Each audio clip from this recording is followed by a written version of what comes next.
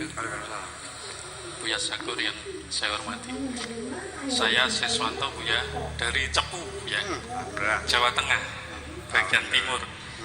Saya barusan datang tadi.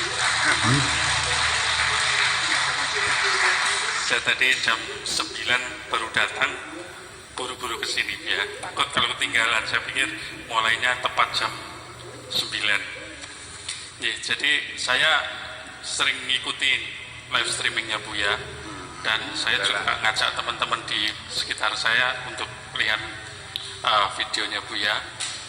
Ya, terima kasih. Dan saya melihat, memang saya rasakan inilah yang saya cari.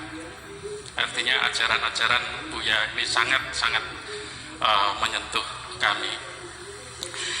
Namun ada satu pertanyaan yang mungkin sampai sekarang ini belum bisa saya terima, yaitu kaitannya dengan penjelasan-penjelasan Buya yang kaitannya dengan takdir. Oh ya, penjelasan gitu. Ya, jadi karena saya pernah ditanya sama teman saya, seorang perempuan teman sekantor, dia bercerai dengan suaminya. Dia menyatakan pada saya, ya saya harus berpisah dengan suami saya karena mungkin Tuhan menghendaki demikian. Ya, jadi statement dia seperti itu. Saya sampaikan bahwa ini sebenarnya kesalahan siapa? Kesalahan kamu apa memang Allah menghendaki untuk itu? Karena Allah sendiri kan paling membenci perceraian. Kalau memang Allah membenci perceraian, tentunya Allah tidak akan menjadikan umatnya itu bercerai. Ya, kan seperti itu. Nah, sehingga yang saya pertanyakan Buya, yang masih selalu mengajak, dan saya dari rumah membawa pertanyaan ingin pencerahan Buya yang seperti itu. Jadi jadi pertanyaan gitu. Jadi nasib kita itu kalau selama ini yang Buya sampaikan kan kita mesti harus menggunakan akal kita. Nah, yang selama ini juga saya menggunakan itu Buya. Jadi segala sesuatunya saya menggunakan akal pikiran gitu. Ya. Jadi kalau memang itu kesalahan kita, kenapa kita mesti menyalahkan pada Allah? Sehingga saya sering mengatakan jangan mengkambing hitamkan Allah. Ya. Gitu. Di saat kita jatuh, wah mungkin Allah mencoba diri saya. Loh jangan, itu namanya mengkambing hitamkan Allah, saya bilang seperti itu. Apa kita nggak introspeksi bahwa itu adalah kesalahan diri kita sendiri? Sebenarnya kalau saya punya pemikiran Buya, bahwa Allah telah memberikan kesempurnaan pada kita, kesuksesan, nama baik, semuanya ada pada diri kita. Tergantung kita bagaimana sikap kita di dalam menghadapi hidup ini. Gitu. Tetapi sehingga bukan apa, jadi tergantung perbuatan kita. Di saat perbuatan kita baik, ya baik juga lah nasib kita gitu. Tapi saya kadang kalau berpikir apa yang Buya sampaikan, bahwa rezeki itu tidak berbanding lurus dengan usaha kita. Nah ini mohon pencerahan Buya. Saya kira itu. Terima kasih. Assalamualaikum warahmatullahi wabarakatuh. Waalaikumsalam. Pertama, saya ingin menjawab tadi kasus perceraian, di mana suami itu atau istri itu mengatakan ya sudahlah, barangkali ini takdir Allah, begitu kan ya. Kenapa tidak menjawab begini? Ketika seorang hakim memproses perceraian, kan ditanya, saudara suami siap engkau bercerai, kan begitu? Mari kita surgakan Indonesia dengan mendukung, mendoakan, berkontribusi dan bergabung dalam gerakan sidak. Kan begitu? Kalau seandainya dia datang kepada saya, akan saya ajari begini. Ketika engkau ditanya oleh hakim, Anda siap bercerai? Katakan tidak siap bercerai, Tuan Hakim. Kenapa? Kata hakim, katakanlah bahwa kami bertemu karena dipertemukan Allah.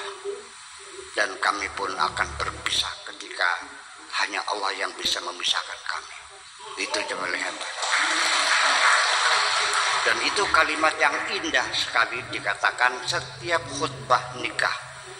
Innahu la yajtami'ani wa la yaftariqani illa biqada'in wa qadar.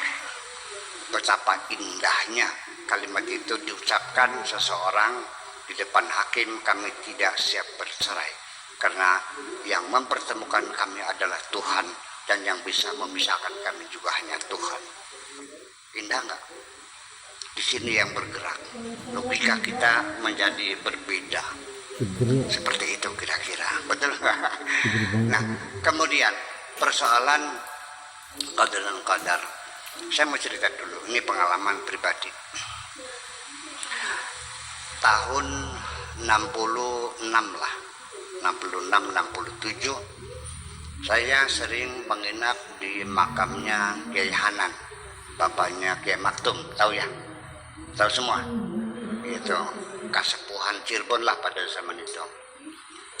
Pertama kali saya menginap di yang anak cucunya belum ada, itu baru saya sendiri. Salah satu malam di situ saya bermimpi masuk ke Masjid Al-Azhar.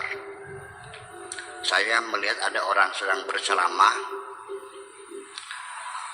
Para mustami'innya, audiennya pada berdiri, sehingga saya nggak bisa melihat penceramahnya, mukanya nggak kelihatan karena orang Mesir tinggi-tinggi.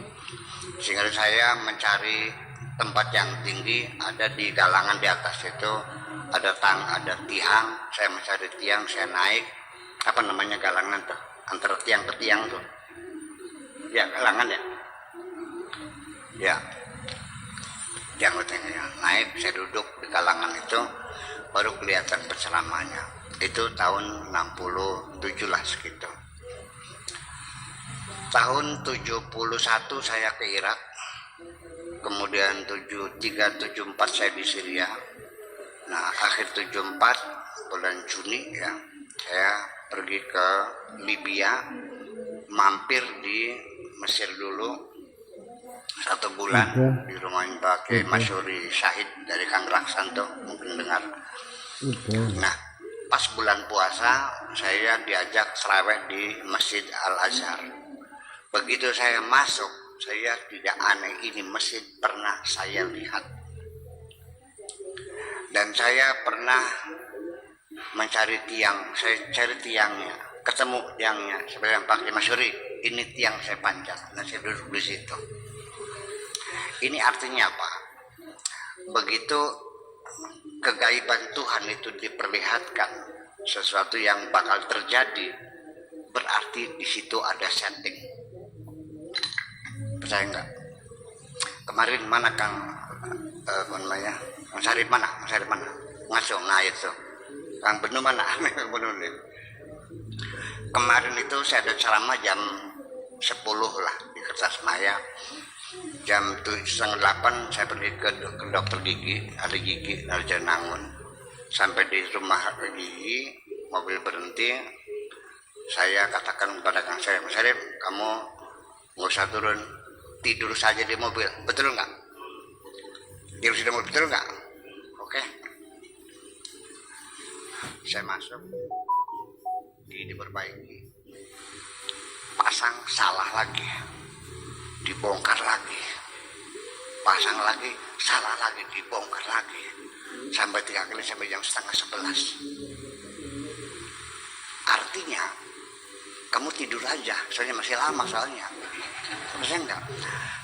Saksi ini, saksi hidup ini. Berarti kalau kita tahu apa yang bakal terjadi, berarti ada setting di situ. Berarti ada qadar dan ada qadar. Paham enggak? Itu satu dari sisi pengalaman pribadi. Dari sisi ilmu fisika, kosmologi, astronomi dan sebagainya, semua benda-benda alam semua berputar. Kullun fi falakin yasbah, dengan kecepatan yang tidak pernah meleset. Hanya 4 tahun yang lalu pernah ada keterlambatan 1 detik kuantum. dan sudah disesuaikan. Bayangkan sejak meledaknya ledakan pertama, teori ini masih teori Big Bang yang telah dipopulerkan oleh George Lemaitre, bahwa ledakan besar itu terjadi 14 miliar tahun yang lalu, dan terus dalam sistem The Expanding Universe semuanya mengembang, berputar dan berkeliling menjadi galaksi-galaksi, dan semuanya berputar pada porosnya dan tidak pernah bergeser. Kecepatan bumi berotasi tidak pernah bergeser. Kecepatan matahari, bulan mengorbit bumi juga tidak pernah bergeser, dan orbitnya tetap orbit sinkron. Kemudian bulan tidak pernah jatuh ke bumi dengan tarikan gravitasi, tetapi bulan juga karena orbitnya orbit sinkron, maka dia juga menimbulkan gaya tarik keluar yang disebut dengan sentrifugal. Karena keseimbangan antara sentrifugal dan gravitasi, maka bulan tetap pada posisinya sampai sekarang, tidak pernah menjauh dari kita. Tidak mungkin itu semuanya terjadi secara kebetulan, tanpa desain yang maha kuasa. Percaya enggak? Jadi akhirnya sebetulnya kita merasa mampu, kita merasa bisa, dari mana datangnya? Dari sudut pandang yang sangat sempit sekali sebetulnya, Mak. Ketika hati saya mengatakan minum, ya kan?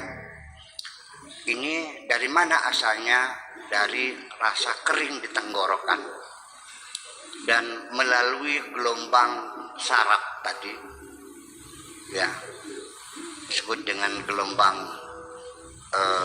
neurogelombang, itu dikirim kepada hati kita, dan hati kita juga mengirimkan kepada otak kita melalui gelombang elektromagnetik dan diproses oleh otak, dan otak mengeluarkan perintah kepada tangan kita menjulur mengambil gelas dalam sekejap itu. Betul nggak? Dan lalu mulut kita juga terbuka, dan lalu mulut kita menghisap air itu sendiri. Berarti aku bisa mengambil gelas. Kesimpulannya, aku bisa mengangkat gelas. Setelah saya ketemu lagi, dia minta tolong, Pak Kiai tolong suapin saya. Lah, kamu katanya bisa ngambil gelas dulu, sekarang nggak bisa. Kenapa nggak bisa? Ya nggak bisa. Jadi yang aslinya kamu bisa atau tidak bisa?